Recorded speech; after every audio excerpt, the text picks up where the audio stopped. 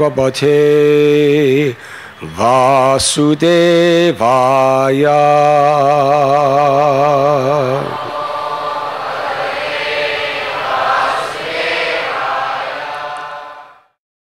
We are reading from Canto 10, Chapter 1. Canto 10 of Srimad Bhagavatam, Chapter 1. Entitled The Advent of Lord Krishna, Introduction. Text number 13.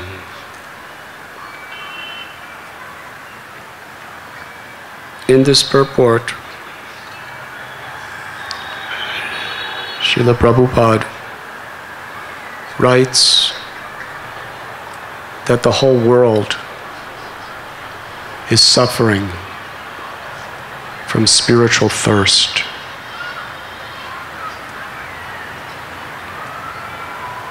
We all know what it is like when we endure physical thirst of this body. If you have not had food and you have not had water for days, somehow you could live without food for a while, but without water is very difficult. Those of you who have practiced Nirjal Ekadasi, I think your experience is you hanker more for water than food. When a person is in a desert, under the hot sun, no shade, blazing sand, days without water, one would give anything for water. If that person had crores of rupees in a bank account in Bombay, he would be happy to give all of it for a glass of water. Because the crores of rupees cannot save his life. But that burning pang of thirst will be the very cause of his death.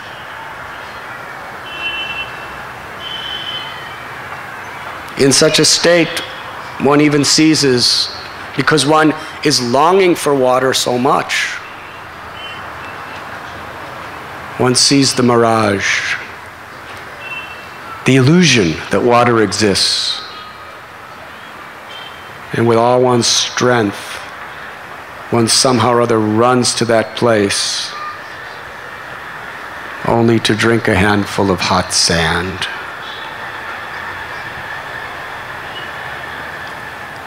So yes, we know the physical body, when it is starving to death from water.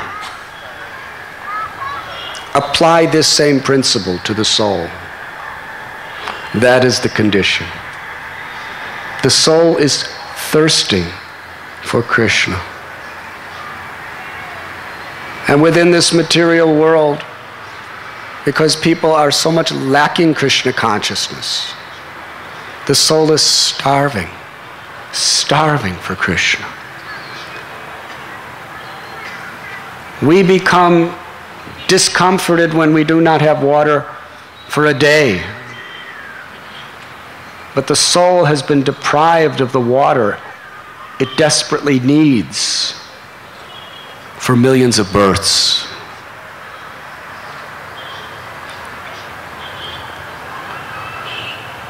And it's constantly trying to satisfy itself by running toward the mirages within the desert of material existence, thinking it will find happy there. In the mirage, there is an illusory form of satisfaction to the body and maybe the mind. But we are not this body. We are not this mind. We are the spirit soul. It is the spirit soul that is identifying with the sufferings and the enjoyments that come upon us. as in a dream. If you dream that you're starving or that you're falling from a high mountain, actually you're not. You're perfectly safe. But because you're identifying with that body that's falling from the mountain, you're suffering. The soul identifies itself with a suffering condition.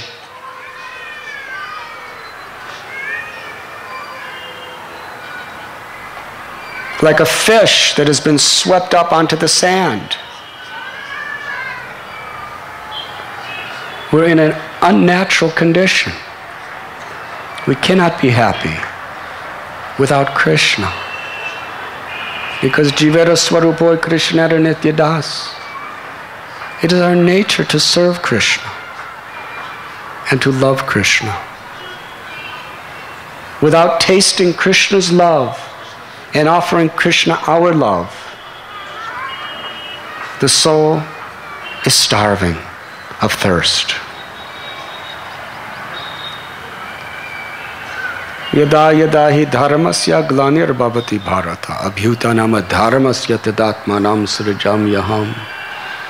But Krishna is so kind. He descends again and again into this world to give his teachings, to perform his pastimes. Now we know that when the Lord appears as Matsyavatar, Varahadev, Kurmadev, Narasimhadev, Parasuram, Ramchandra, Balaram, Krishna, Buddha, Kalki. It is explained that the Lord appears like waves appear in the ocean. So many avatars of the Lord have appeared. Leela avatars, Guna avatars, Manvantars, Yuga avatars, Purusha avatars. Essentially, when the Lord descends, some people see him. Some people observe his pastimes. But what he does and what he speaks is repeated by the great souls. Generation after generation after generation, the Lord's words and actions have been repeated by the great souls. And at the coming of Kali Yuga, when people cannot remember what they hear so much, the Lord descends again as Srila Vyasadeva to compile the Vedic literatures. So it is in book form. The Smriti, the Shruti, the Shastra. In other words, the Lord comes to save us through Krishna Katha.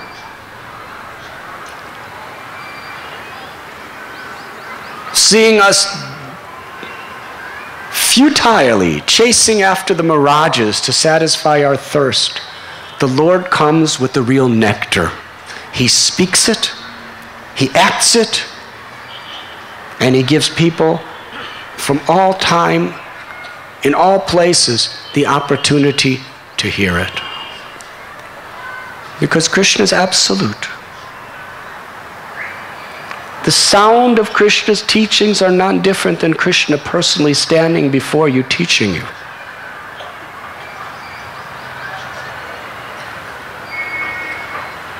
Hayagriva Prabhu told us the story when they were at this Dr. Mishra's yoga ashram. He was sleeping outside under the stars. It was a summer night. And he had a dream, and he told Prabhupada the dream. He said, I saw Krishna teaching Bhagavad Gita to Arjuna, and then I saw you teaching Bhagavad Gita to me. And in the dream, it seemed like it was the same thing. And Srila Prabhupada said, yes, you have understood. This is parampara. Krishna's in your heart. If you open the pages of Bhagavad Gita, you should understand Krishna is speaking to you. And through the mercy of the great spiritual masters and their purports, the understanding is fully accessible to us. Shukadeva Goswami is speaking Srimad Bhagavatam. And the person who speaks the Bhagavatam sits on Vyasasan. That means it's the seat of Vyas, the guru of Shukadeva Goswami. And one is only entitled to sit on the seat of Vyas if one repeats through parampara the words of Vyas. It is Vyasadeva speaking, Shukadeva Goswami speaking, all the acharyas speaking, Krishna speaking. That is Krishna Katha. But what is the qualification of one who speaks and what is the qualification of one who hears? That is very important for the effect to actually have its real benefit. The Bhagavatam explains itself. The sages of Naimisharanya tell what was the qualification of Sutta Goswami to speak. He was gentle. He was obedient to his authorities. He heard very carefully from Shukadeva Goswami, his guru. And because he served his guru and the sages with humble devotion, and he was carrying their compassion to others by his good qualities, what he heard, he is speaking in a spirit of servitude. One who speaks with that spirit can actually connect us to the mercy of the Guru Parampara. And the qualification of a hearer is like Parikshit Maharaj. We must be eager to hear, eager to understand, eager to apply it to our life, eager to serve. Transcendental knowledge is like a seed, and our heart is like the field. Our service attitude makes the field fertile. If you put a good seed on a piece of rock, it will not grow well. If you put it on very hard, parched, dry land, it will really, really struggle to somehow or other grow very slowly, if at all. But if you put that same seed in soft, fertile soil, it takes root and grows prosperously. Tadvidi pranipatena pariprashnena sevaya upadekshanti te jnanam jnaninas tattva darshana. The spiritual master should be self-realized, repeating the words of the self-realized souls. And the disciple should be submissive. First, one should surrender. One should surrender with simplicity and humility. That's the first qualification. Then inquire with a submissive heart and have a genuine eagerness to serve. That makes the heart soft, that attitude. Parikshit Maharaj was eager to hear the Bhagavatam. Yeyatamam prapadyante tam stadaiva bhajamyaham. Krishna reciprocates according to how we approach him. Krishna is not different than his message. If we approach the message falling asleep, then Krishna will make his message like a lullaby to put you to sleep. And that's all you get from it, sleep. Some benefit will be there, but minimal. If you want to hear the message because you just want to learn it intellectually so I could speak it and then people will honor me, you may get that.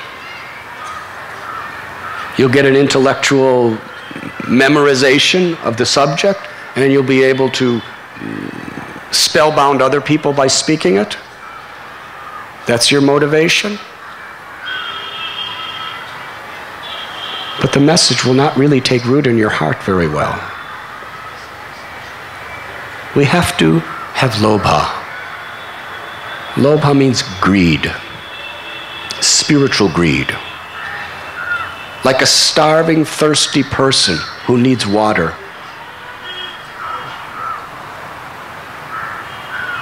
That is why, unfortunately, it is often the case that to really listen carefully, we have to be suffering. When you're feeling real good, sometimes you read Bhagavatam, Srila Prabhupada's books, and yes, this is very nice. It answers some of my questions. What's next? But when there's a real dilemma in your life, when there's a serious crisis, Prabhupada, please speak to me. I need help. Then when you read, he speaks to you, and you find help. Every page, everywhere, speaking right to you. He is speaking right to you. He's always speaking right to you. But we can only receive it, understand it properly, when there's a desperate feeling of eagerness.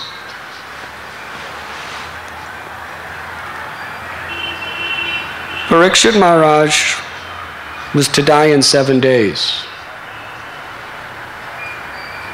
And he understood that this message would determine the destiny of his soul. He was in rapt attention. And he was so grateful that Shukadev Goswami and all the sages have come to bless him. Because of that eagerness to receive their blessings, he did not fatigue. Even though hunger and thirst were there. Srila Prabhupada explains he's a human. His body was obviously feeling hunger and thirst. But it didn't disturb him because he was so absorbed in tasting the sweet flow of the Ganges water of Krishna Katha.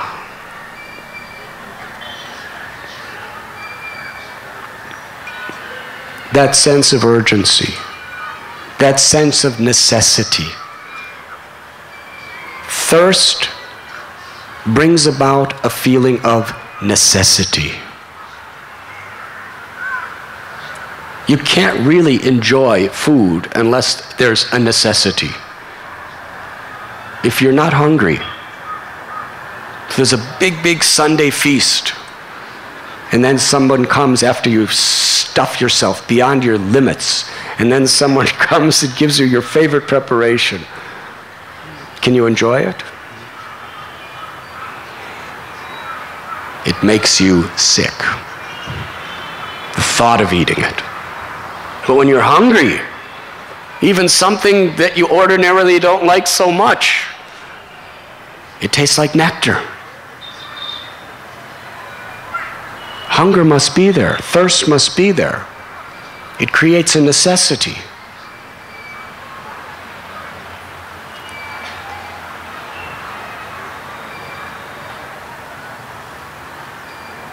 Parikshit Maharaj is teaching us by his example how to overcome impediments within this material world by being absorbed in Krishna. We can cross beyond all impediments. We may physically overcome them or not, but we will transcend them. See, Krishna tells us in Gita, it's not a matter of success or failure, or victory or defeat. It's a matter of transcending these dualities. Krishna tells Arjuna, try to win, but don't be attached to winning or losing. Just depend on me. Just fix your mind on me. Duryodhana was trying to win, and Arjuna was trying to win. Duryodhana was a complete slave of the dualities, and Arjuna transcended the dualities because he was absorbed in remembering Krishna. Man bhava mad bhakto madhyashim namaskuru. Krishna promises, you will attain me without fail if you just become absorbed in me. Katanjana smrate yasmin duskaram. There's a verse in Sri Chaitanya Charitamrita that one who remembers Sri Chaitanya Mahaprabhu, even the most difficult impediments and obstacles are easily overcome. But one who forgets Lord Chaitanya Mahaprabhu, even the easiest things become impossible. Now, some of you rational, logical, realistic thinkers are saying, well, so many people who never think of Sri Chaitanya Mahaprabhu, they're successful in so many ways. They're overcoming so many impediments. How is that possible?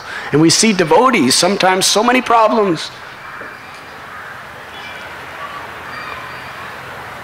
We're talking about actually overcoming obstacles. Overcoming obstacles means transcending the obstacles. It doesn't mean just head on the physical mental platform being victorious.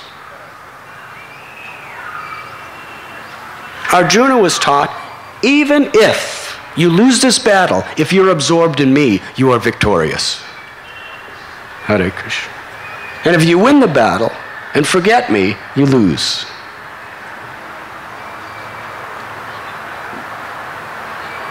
So yes, if we remember Sri Chaitanya Mahaprabhu, we can overcome all the obstacles that keep us away from Krishna. That's the real victory, to be reunited with Krishna. Yoga means to be reunited with Krishna. Whatever the situation may be, if we can simply remember Lord Sri Chaitanya Mahaprabhu, to the degree we're absorbed in him, to that degree we are victorious. We transcend all the obstacles on the path by the grace of the Lord. In order to be absorbed, we must feel the necessity to hear his glories, to remember him, the necessity to connect with him through chanting his holy names.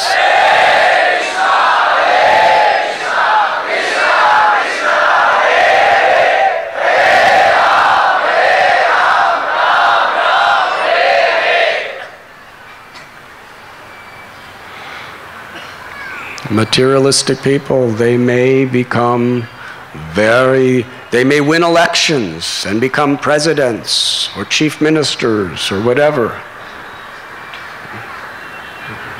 But spiritually,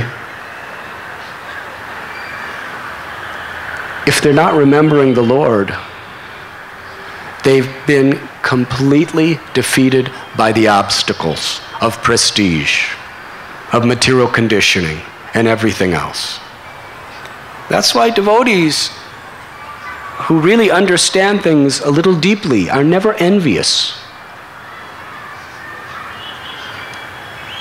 Someone may have something much greater, but we understand that very attachment that they have, that very position they have, is defeating them.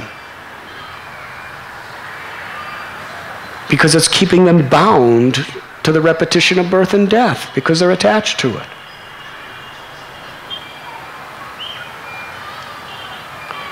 But if they're absorbed in Krishna, whether they're a chief minister, prime minister, president, CEO, or a simple brahmachari sweeping the floor, they've overcome all impediments. Because the only real impediment is the illusion that keeps us away from Krishna. The illusion that I am the enjoyer, I am the controller, and I am the proprietor. Srila Prabhupada is explaining that Krishna consciousness is a solution. And what is Krishna consciousness? To overcome all obstacles by being absorbed with Krishna. And how to be absorbed in Krishna? Krishna has arranged it so nicely through Krishna Katha, through hearing about Krishna.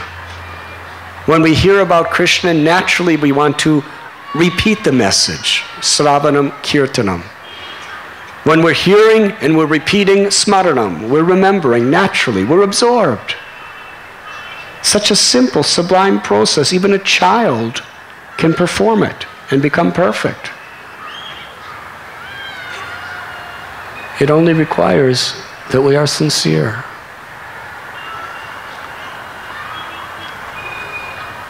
Now, Parikshit Maharaj, when he was cursed to die, he didn't just go into the forest alone to perform tapasya. He went where there was the best possible association.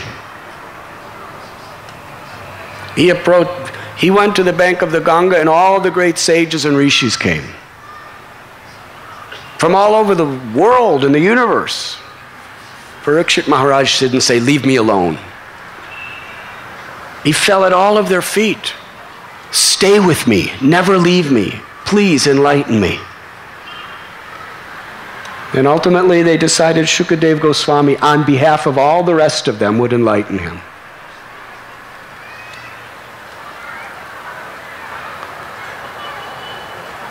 The association of devotees who are eager to hear and chant the glories of the Lord will give us that eagerness. What and who we associate with determines very much our internal attitude. If we associate with people who very much are fond of gossip, prajalpa, criticizing others, then the weeds within our heart that are inclined toward those things will be fertilized and watered profusely, and those weeds will grow and increase our attitude toward those things.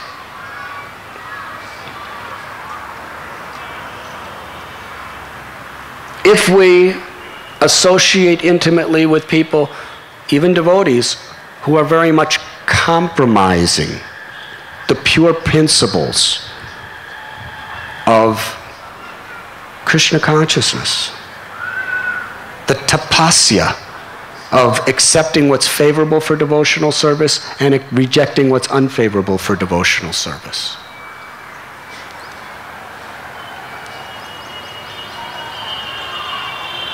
We will get strength by associating with people who are striving for that. And if we're with people who are not striving for that, it will weaken us. Association is so important. We have a necessity to become eager, intensely eager to hear and chant. So the association of devotees is the only means by which the development of eagerness to hear and chant will grow and be sustained. Therefore, Parikshit Maharaj, the last 7 days of his life spent on the bank of Ganga with the great Vaishnavas. And you know, it wasn't only Parikshit Maharaj who was eagerly listening to Shukadev Goswami. Everyone there was. There's no record that anyone got up to get food or drink. Maybe some people did. But everyone was absorbed. And that collective energy was very much helping Parikshit Maharaj. Therefore, Krishna tells in Bhagavad Gita, Machchita madgata prana bodhyanta paraspara kathayantas chamam nityam tushanti cha ramanti cha. My devotees, they derive great satisfaction and bliss discussing amongst one another topics about me. Everyone is looking for bliss. They're going to the Bollywood cinemas, they're going to the permit rooms and the taverns, they're going to their offices, they're getting married and having children. Everyone, whatever they're doing, they're looking for bliss. But my devotees, they come together to discuss topics about me, to chant and hear my glories. And that is where they find their bliss.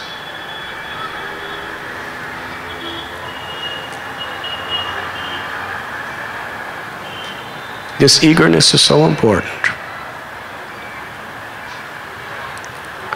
And there are unlimited examples. Srinivasacharya,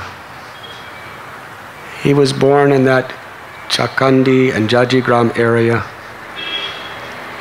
He was living. His father, Chaitanya Das, from his earliest childhood, father was telling him stories about Lord Chaitanya and his associates.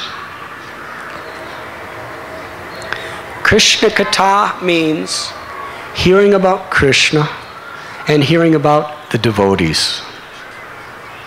Because the devotees surrender their lives to Krishna, hearing about a devotee is non-different than hearing about Krishna.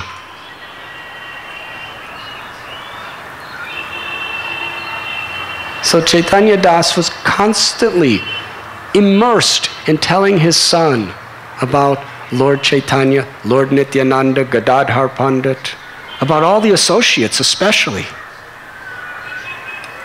Narahari Sarakar, Sri Raghunandan, Mukunda Das. And little Srinivas was just born and raised. That's all he wanted to do, is hear this subject from his father. He performed all his duties, but he was energized by Krishna Katha. And then, when he came of age, his longing was to meet Lord Chaitanya and the devotees. So the first opportunity possible, with the permission of his relatives, he walked the road to Jagannath Puri to meet Sri Chaitanya Mahaprabhu. His heart was throbbing with anticipation of meeting the Lord, seeing the Lord, serving the Lord. After a whole life of hearing the glories, can you imagine his eagerness?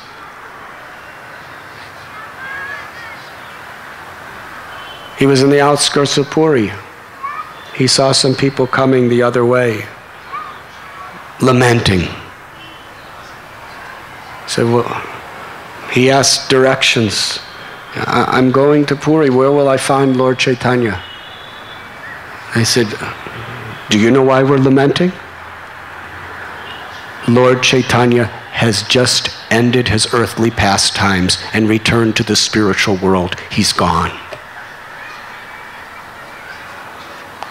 Srinivasacharya was pulling his hair out, beating his chest. He fell unconscious. He decided, what is the use of my life? Everything I've always longed for is impossible to achieve now. I will enter fire. He was young. He was beautiful. He had a whole life ahead of him, if he wanted. But there was nothing else he wanted except to serve the Lord. He was actually ready to enter fire. That was his determination. Trita Vrata. And Krishna reciprocates with our determination. While he was laying there unconscious, Sri Chaitanya Mahaprabhu personally and directly appeared to him in a dream. His beautiful golden form. Srinivasacharya in the dream, all his desires were fulfilled. He just placed his head and embraced the lotus feet of the Lord. The Lord placed his feet on Srinivasacharya's head. And the Lord said, I will go into Puri and study Srimad Bhagavatam from Gadadhar Pandit. And there you will find all your desires fulfilled. How eager he was to study Srimad Bhagavatam from Gadadhar. In Puri, he found Gadadhar in separation from Sri Chaitanya Mahaprabhu. He said, I'm only living because the Lord has revealed to me that I'm supposed to teach you Srimad Bhagavatam. I'm simply sitting here waiting for you. But there's a problem. Every day, Lord Chaitanya Mahaprabhu and myself would read Srimad Bhagavatam for so many hours, and as we'd read, we'd cry in the ecstasy of love for Krishna. Look at the book. The words are all merged together due to our tears. It's impossible to teach you. Go to Sri Khanda, to Narahari Sarakar, and he will arrange another Srimad Bhagavatam to be made for you. Now, in those days, Srimad Bhagavatams, you had to have someone scratch in palm leaves and then get dyes from the herbs of the ground to scrape over that scratching to make like an ink. All 18,000 verses. There were no printing presses. Now you go to any airport in America and people are trying to force you to take a Srimad Bhagavatam. In those days, you had to wait months to get a Srimad Bhagavatam handwritten. So he went all the way to Sri Khanda, got the Srimad Bhagavatam made, brought it back to Puri, eager, so eager to learn from Gadadhar Pandit the pleasure potency of Krishna, none different than Srimati Radharani. The essence and culmination of Srimad Bhagavatam is the love of Radha for Krishna. Gadadhar Pandit is Radharani. Who is a better teacher of Srimad Bhagavatam? And Sri Chaitanya Mahaprabhu himself personally instructed him to do so. He was so eager. He came to the outskirts of Puri with his new Srimad Bhagavatam. When he got the news,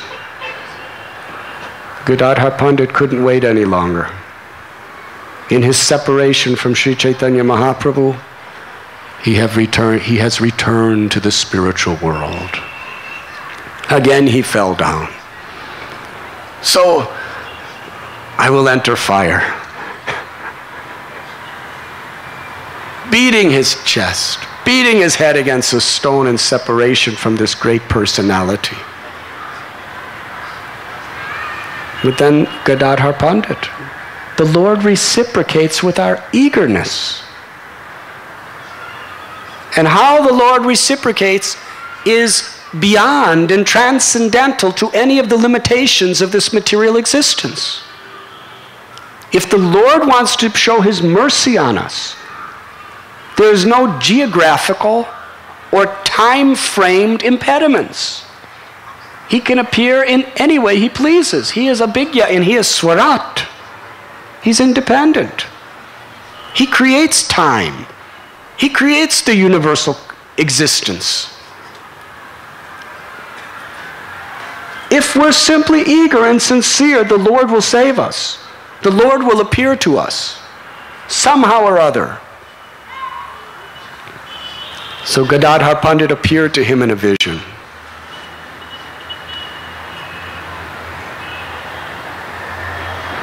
Srinivasacharya seeing him as weeping tears of ecstasy. Gadadhar Pandit put his feet on Srinivasa's head and blessed him and told him, eventually you should go to Vrindavan to see Rupa and Sanatan. They will teach you Srimad Bhagavatam, but first go to Srikhanda to see Narahari Sarakar.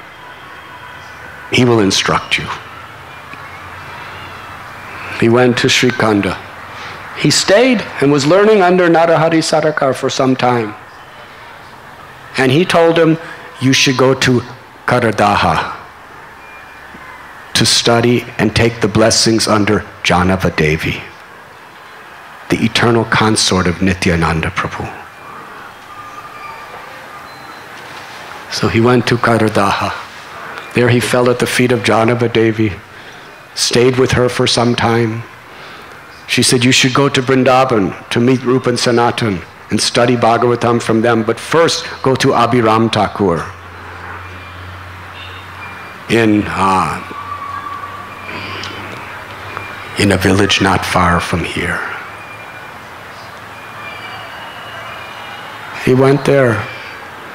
Abhiram Thakur is Subal, most intimate cowherd boy, Gopa, in Krishna's Leela, who had descended in this form. He was willing and eager to give his blessings and teach Srinivas, but he wanted to test his service attitude. Because one is actually only receptive to Krishna's mercy to the degree we have a selfless, unconditional service attitude. Janava Devi taught this principle, that if we serve a Vaishnav with an expectation of something in return, we will not really get the blessing of that Vaishnav. We get the blessing when our service attitude is unconditional. We're doing it to please the Vaishnav. Krishna tells in the Adi Purana that worship of my devotee is more dear to me than worshiping me personally. There's nothing higher than Vaishnav Seva, because it's the most direct and powerful means of winning Krishna's hearts. Sadhunam hridayam mayam sadhunam hridayam tvaham. Krishna tells in the 9th canto that the sadhu, my devotee, has given his heart to me, and I reciprocate accordingly. Therefore, I have given my heart to my devotee. My devotees are the proprietors of my heart. Lord Chaitanya said to Haridas Thakur, I am a prisoner in your heart. You have conquered me. So when we serve a devotee, we conquer Krishna. When you please the heart of a Vaishnav, you conquer Krishna, because Krishna is within the heart of that Vaishnav, and that's where he likes to be most. And that's where he is most munificent in extending his blessings from the inner heart of his devotee.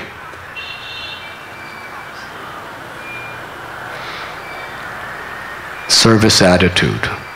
Let me test him. So Srinivasacharya came.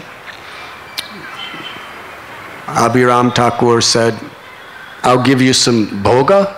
Go to the bank of the Ganga, cook it, eat it, and come back. He gave him just enough only for himself. Srinivasacharya goes to the bank of the Ganga, he collects some cow dung, he makes it into, he lights it in fire, makes a little stove out of some rocks, puts a pot on top of it, spends the afternoon cooking it, offering it. He hadn't eaten in days. He was actually starving. He traveled without eating for days. Then Abhiram calls some of his disciples, said, go over to Srinivas's, where over the bank of the Ganga. You see that boy there? Go over and see if he offers you his food. And if he does, eat it, all of it. So they go, and Srinivasacharya sees them and says, oh, please take prasad. They said, oh, very nice. We were hoping you would ask this question. After offering all the prasad, Srinivas serves it. They eat every morsel. And Srinivasacharya is in ecstasy. He's not hiding some. He's not saying, please leave some remnants for me. He just said, please eat to your full satisfaction. Well, what about you? You go, no, there's so much more. Don't worry about it. Just take it, take it, take it. Ate everything.